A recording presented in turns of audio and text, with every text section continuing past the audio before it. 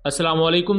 Welcome to एम राद। दोस्तों, दो हम चीज़ों पर बात करने जा रहे हैं। पहला बात करेंगे इंडिया की तरफ से म्यांमार का एक रिसेंटली ऐसा विजिट हुआ है जिसको लेकर ये बातें की जा रही हैं, क्योंकि इंडिया के पास GF-17 की टेक्नोलॉजीज जो कि पाकिस्तान और चाइना मिलकर बनाते हैं, इवन जो चाइनीज एयरक्राफ्ट हैं जो कि म्यांमार की एयरफोर्स की सर्विस में मौजूद हैं, उनकी कोई टेक्नोलॉजीज या आप सीक्रेट्स या आप जो भी कहें वो कहीं इंडिया के हाथ लग जाएंगे। और दूसरा बात करेंगे, हाउथीज ने रिसेंटली अमेरिका का एक और MQ-9 ड्रोन शॉट डाउन किया है, और ये जो MQ-9 अटैक ड्रोन तबाह किया है हाउथीज ने, इसके बारे में कुछ अहम इन्फॉर्मेशन है जो हम आपको प्रोवाइड करेंगे। पहला बात कर लें तो इंडिया की तरफ से तो जो इंडियन एयरफोर्स के या इंडियन एयरफोर्स की इंटेलिजेंस के assistant chief of air staff है, जिनका नाम इचत्रा अयप्पा कटप्पा है, ये उनका नाम है।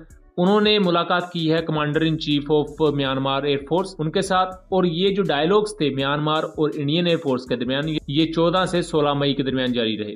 ये छठा Myanmar India bilateral air force dialogue था। बुनियादी तौर पर बताते चलूं कि ईरान के अच्छे ताल्लुकात है चाइना के साथ भी, इंडिया के साथ भी, और पाकिस्तान और जैसी जितने भी कंट्रीज ओवरऑल उनके अच्छे ताल्लुकात हैं। उनके बांग्लादेश के साथ बुरे ताल्लुकात रहते हैं। बॉर्डर से रिलेटेड डिस्प्यूट्स हैं, बॉर्डर के इर्द गिर्द काफी ज्यादा प्रोक्सीज हैं जो कि गैर कानूनी काम करती है, और उसके इल्जाम दोनों कंट्रीज एक दूसरे पर लगाते हैं। इंडिया के साथ भी जो बॉर्डर म्यांमार का लगता है वहां भी ऐसा ही है, लेकिन इंडिया के साथ म्यांमार के ताल्लुकात अच्छे रहते हैं। इंडिया शुरू से ही चाहता था सन 2010 से लेकर अब तक के म्यांमार एयरफोर्स उनसे उनका तेजस एयरक्राफ्ट खरीदे। इसके लिए कई दफा कोशिश भी की, बट म्यांमार ने अल्टीमेटली चाइना और पाकिस्तान का तैयार करदा GF-17 थंडर खरीदा था।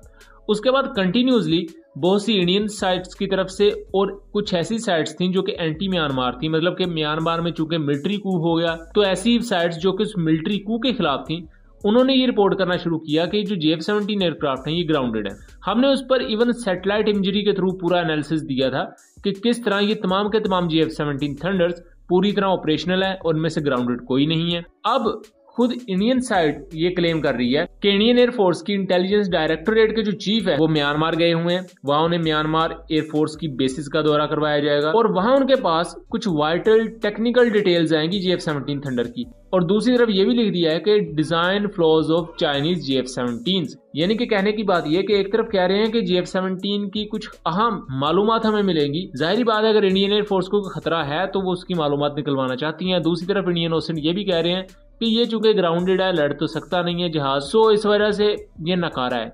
अगर ये इतना ही नकारा है तो फिर उसकी मालूमात लेने के लिए इतना तड़पा क्यों जा रहा है, ये भी तो एक अपने आप में एक वाइटल क्वेश्चन है।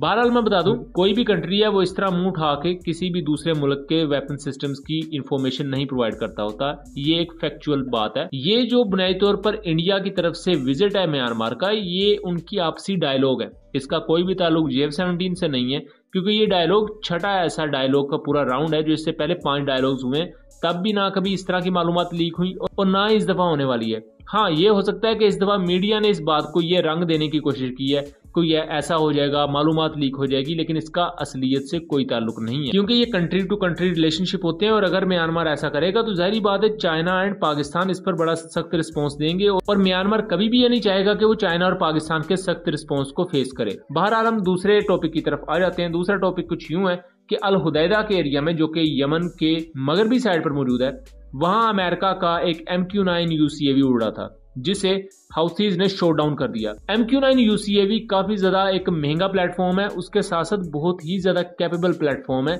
इंडिया भी ऐसे बहुत से UCAV खरीदने का इरादा रखता है, या मैं यूं कहूं कि उन्होंने ऑर्डर दे दिया है, उन्हें आने वाले वक्त में UCAV प्रोवाइड किए जाएंगे। अब दोस्तों, अमेरिका का जो ड्रोन तबाह हुआ है हाउथीज के हाथों, ये चौथा ड्रोन है इन रिसेंट स्कर्मिशेस की अगर बात की जाए। और रिसेंटली ही जब अमेरिका ने स्ट्राइक्स कंडक्ट की यमन पर और बरतानिया ने अमेरिका का साथ दिया, तभी से रेड सी की सारी ये सिचुएशन खराब हुई, और हमें पूरे का पूरा एक टेंस सिचुएशन देखने को मिलती है रेड सी में, जहां हाउसीज मुख्तलिफ शिप्स पर मिसाइल फायर करते हैं। तो उस दौरान एक बहुत आम एरिया था हुदैदा का। हुदैदा पर अमेरिकन F-18 तैयारों ने बमबारी की।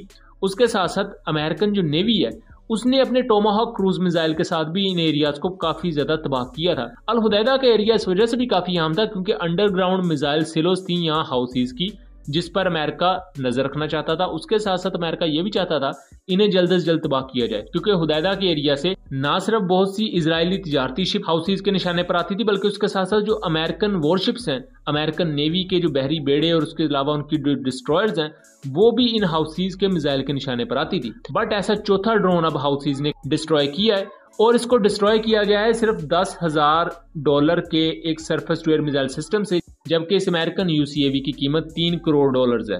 MQ-9 यूसीएवी बहुत ज्यादा बुलंदी पर सर्विलेंस कर सकता है, जासूसी कर सकता है, ये इवन अटैक करने के काबिल है, लेकिन हुदैदा के एरिया में अभी भी उनका सर्विलेंस करना इस चीज को वाजे करता है कि बेशक बहुत ज्यादा बमबारी की हुदैदा को, इन्होंने मलियामेट करने की कोशिश की अमेरिका ने, बट स्टिल हाउसीज ने वहां कुछ ऐसे सरप्राइजेस छुपा के रखे हुए हैं जिनको अभी तक अमेरिका ये तो डिटेक्ट ही नहीं कर पाया, या अमेरिका उन्हें सही तरह से उस वक्त परख नहीं पाया, उन्हें सही तरह तबाह नहीं कर पाया। और अभी भी हाउसीज पूरे पोटेंशियल के साथ बैठे हुए हैं, और जब भी उन्हें मौका मिलता है स्ट्राइक करने का, वो पूरी ताकत से स्ट्राइक करते हैं। सो दोस्तों, ये था एनालिसिस। उम्मीद करता हूँ चीजें क्लियर रही होंगी। वीडियो पसंद आई हो तो इसे ज्यादा से ज्यादा शेयर कीजिएगा, ताकि इस तरह की मजीद इन्फॉर्मेटिव वीडियोज हम आपके लिए लेकर आ सकें। मिलेंगे अगली वीडियो में, तब तक के लिए अल्लाह हाफिज।